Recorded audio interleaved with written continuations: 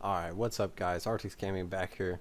I'm here to talk to you guys about Borderlands 3. That's right, potential release date.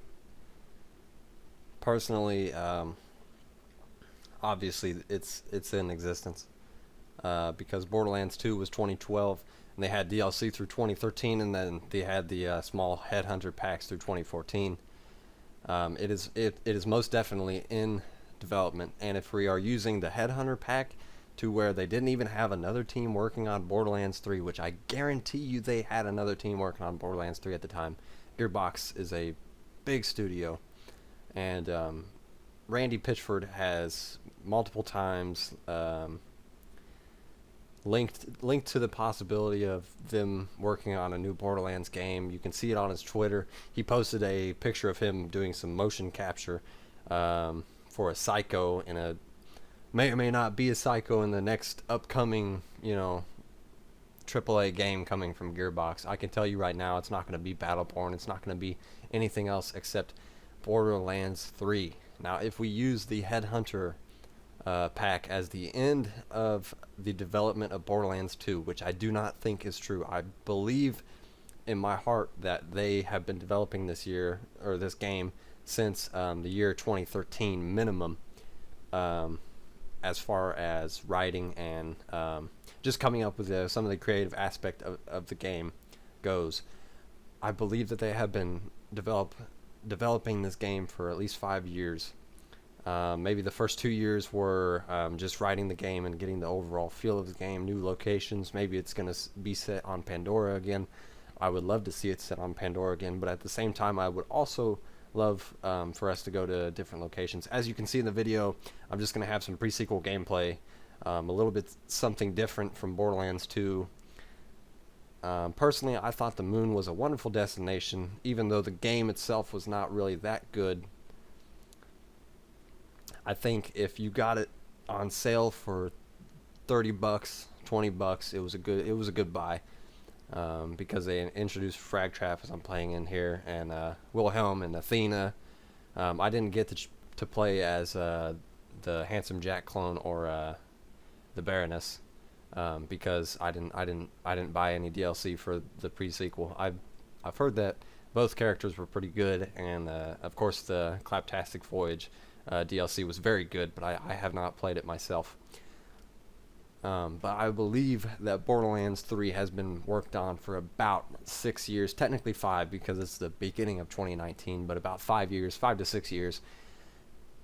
And I believe that the release date, hopefully, will be Q4 2019, but they might push it back to 2020. Now, if they push it back to perfect it, to make it better, that is perfectly fine, because I want them to make Borderlands 3 the best Borderlands that they can make it. I don't want them to say, "Oh, people are expecting this game and we need to push it out as soon as we can." No, I want them to work on it for a very long time. I want it to be the most memorable Borderlands experience that I can perceive myself enjoying, even more than Borderlands 2 was, because I put absolute days and days into Borderlands 2. In Xbox 360, I actually have a zero save, well, I used to, that had about 28 to 29 days of gameplay, and that's not me getting on every day. That is absolutely 24 hours each day.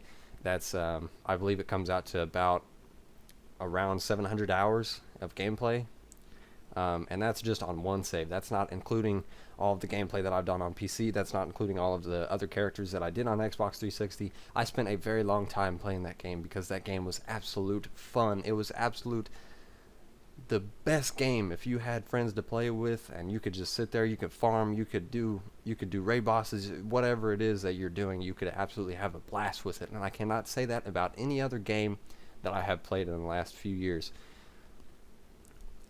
Now, the pre-sequel was developed by, I'm sure you guys remember, 2K Australia and New Zealand. That studio shut down, I believe, a few years after the game came out. I believe it was 2016, 2017 that it shut down. I might be wrong on that, but I'm not sure. But Borderlands, the pre-sequel, came out in 2014. All the DLC came out in 2015 and 2014. And of course, that was a different studio, so Gearbox had I believe Gearbox helped them a little bit with the gaming like that, but I don't think that they had that big of a role in it. So I believe that Borderlands 3 has been in development for at least 5 years, and we can expect a holiday release this year, around Christmas time, maybe even earlier if we are really lucky. But as of yet, Randy Pitchford has not acknowledged 100% the existence. He has suggested that it exists. It obviously does, of course. But he has not come out and said Borderlands 3 is announced. Borderlands 3 will be coming out 2019 or 2020 or whatever it is. He has not come out and say that. I am hoping that it comes out this year. But if it does not, that's okay. That's okay. I really think it's okay. Some people cannot wait for this game, and I understand. Trust me, I've been waiting a long time for this game too, because Borderlands 2 came out in 2012. I didn't necessarily play it in 2012. I played it around a year or two later. But I've been waiting 5-ish years for this game. And let me tell you guys, when it comes out, it is going to be the absolute pinnacle of gaming for many years, or at least until say Elder Scrolls 6 comes out, and other games like that. Now, speaking of Elder Scrolls 6, I want to talk about that too. Now, Skyrim came out in 2011. All the DLC, well, not really. The DLC in Skyrim was not as varied as it was in other games, unfortunately. I wish it was, because they really could have done a lot more than they did with that game. But I'm comfortable with the amount of DLC that they did with that game. The DLC was good for that game. I can't really ask for too much when it comes to Bethesda doing DLC for Skyrim, because the game didn't really need DLC that much. But I think the potential release date for ES6, now of course this is all speculation. I don't know. I am just guessing based on these companies' track records and how long it takes them to develop games of this stature and size. I'm going to say, because it's 2011, and I believe that they announced it 2016, maybe 2017, when Bethesda showed that the Elder Scrolls 6 trailer. It was very small, very small. But I think the potential release date is going to be 2019, but most likely it is going to be 2020, or maybe a year past that. I say that because with how Fallout 76 did, and Fallout 4 was a success, but in my opinion, it was not really that good of a game, and I'm sure some of you share that opinion with me. But with the way that Fallout 76 did, I believe Bethesda is going to have to push out a good game that people are going to buy, that people are going to pre-order, and they're going to buy the DLCs, even though I do not necessarily suggest that you pre-order it. I'm going to be getting it on day one for sure, but not pre-ordering it. I actually think I'm done with pre-ordering games after Fallout 4, honestly, because that game was a good RPG. Don't get me wrong, it was a good FPS, but it was not a good Fallout game to me. It was not a good Fallout game. If you look back at Fallout 3, I would rather play Fallout 3 than Fallout 4. If you look back at Fallout New Vegas, I would rather play the Sierra Madre DLC from New Vegas than play Fallout 4. No, I'm kidding. That's a lie. That's a lie. That DLC was shit. That DLC was absolute shit. But I do believe that ES6 is going to come out in 2019 if Bethesda wants to remain healthy as a business and a company. They have money. Trust me, they have plenty of money. But if they want to come back out on top like they did after Fallout 3 and New Vegas and 4, and Skyrim, and all the way up to Fallout 76, then they are going to release Elder Scrolls 6 as soon as possible. Now, I'm not necessarily sure if that means a 2019 release. Hopefully it does, but most likely it is going to be quarter 4 2019, maybe quarter 1, quarter 2 2020 if we are lucky. but I think they are going to definitely take their time with that game.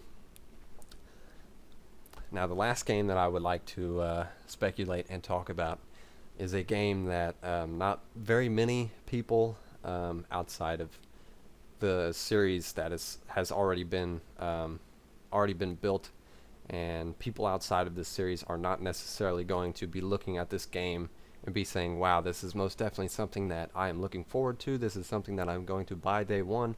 This is something I'm going to pre-order. I'm not necessarily saying that. And that is Tale of War. We're leaving that in the video. That was terrible. Tale of Worlds Entertainment. Okay. Mount and Blade Bannerlord. That's right, boys.